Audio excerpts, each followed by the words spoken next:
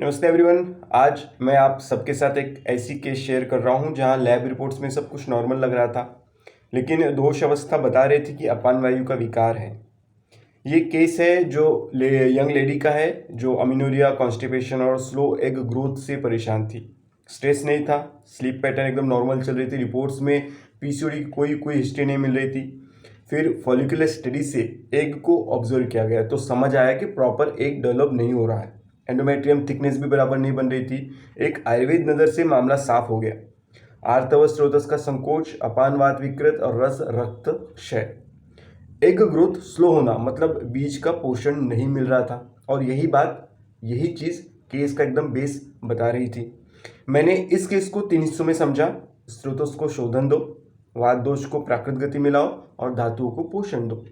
Simple. दवा देने के 20-25 दिनों में आते ठीक होने लगी, कॉन्स्टिपेशन कम हुआ, अपान वायु का अनुलोमन होने लगा। 30-50 दिनों में फॉलिकुलर रिस्पॉन्स इंप्रूव हुआ, रस रक्त धातु का पोषण बढ़ना शुरू हुआ, यूटेराइन लाइनिंग का ब्लड फ्लो सुधरा तो यूटेराइन की थिकनेस अच्छी होने लगी।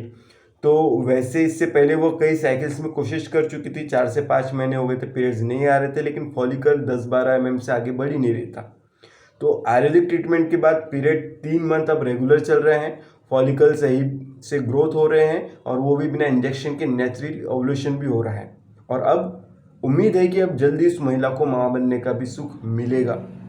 तो अगर आप भी स्लो एग ग्रोथ, एमिनोरिया या अनएक्सप्लेन इनफर्टिलिटी से अगर आप जूझ रही हैं तो ये कहानी आपकी भी हो सकती है। आयुर्वेद कहता है दोष धातु और प्राकृत क्रियाओं को सम मतलब नेचुरल करने से हर स्त्री माँ बन सकती है, और यह केस इसी सत्य का एक जीवन प्रमाण है।